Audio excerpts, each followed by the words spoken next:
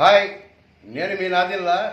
ఈరోజు మనం చాలా అద్భుతంగా ఉండే రాయలసీమ వంట ఒకటి తెచ్చాను. దాని పేరు పుల్లకూర. పుల్లగా కారం కారంగా చాలా బాగుంటుంది. అది పచ్చడి కాదు, అలాగని కూర కాదు, మధ్య రకంగా ఉంటుంది. చాలా బాగుంటుంది. అది ఎలా చేయాలో, ఏమేమి వేయాలో మీకు ఒక్కొక్కటిగా చక్కగా వివరిస్తాను, చూడండి. దానికోసం నేను ఒక 4 కట్టలు గోంగూర తీసుకున్నానండి, 3 వంకాయలు తీసుకున్నాను, కొంచెం చింతపండు తీసుకున్నాను, ఒక 15 పచ్చిమిర్చి తీసుకున్నాను, ఒక టమాటా తీసుకున్నాను, ఒక ఉల్లిపాయ చేసుకున్నాను. అన్నీ ఇందులో వేసుకుంటున్నానండి. ఒక గ్లాసు నీళ్లు పోసుకొని స్టవ్ వెలిగించుకుందాం. ఇవన్నీ బాగా మెత్తగా ఉడికిపోవాలి. ఒక చిన్న స్పూను పసుపు,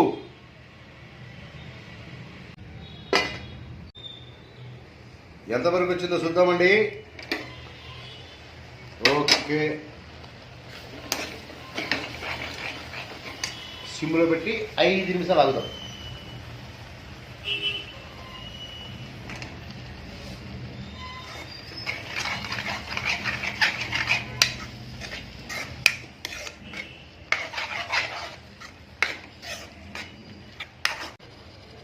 ఒక 1/2 స్పూన్ ఉప్పు వేసుకుందామండి.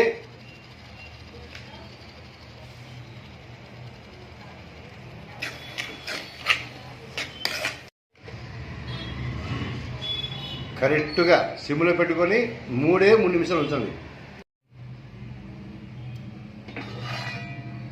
ఓకే, బాగా ఉడికింది. ఇప్పుడు పప్పు గుత్తి తీసుకొని బాగా ఎనుపుకుందాం, పప్పులాగా.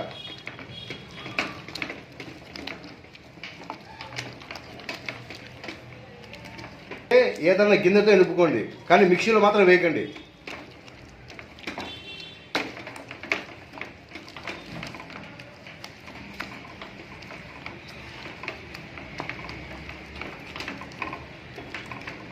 ఈ రేంజ్లో వచ్చే చాలండి. ఇప్పుడు దీన్ని ఒక బౌల్లో తీసుకుందాం.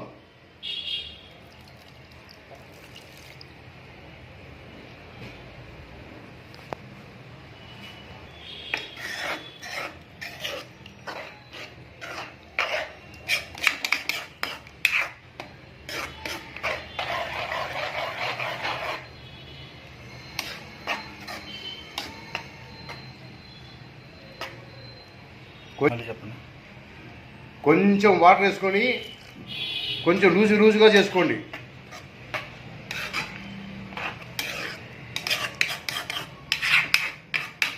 ఇప్పుడు ఒక బౌల్లోకి తీసుకొని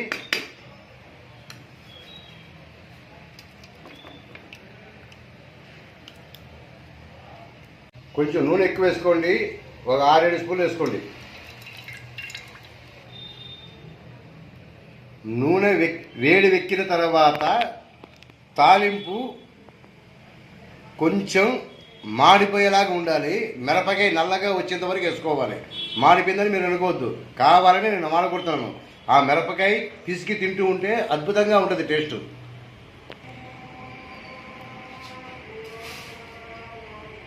ఒక స్పూన్ ఆవాలు,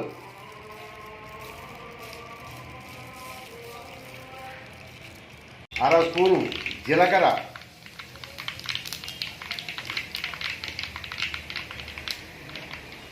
ఒక స్పూను ధనియాలు,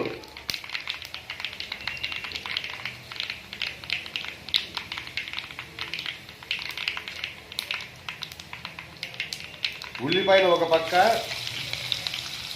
వెల్లుల్లిపాయ ఒక పక్క, 2 బ్రౌన్ కలర్ రావాలి.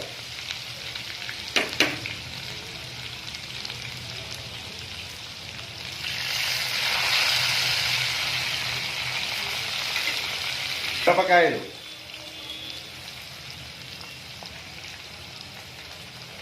అవి బ్రౌన్ కలర్ రావాలి, ఇది బ్లాక్ కలర్ రావాలి.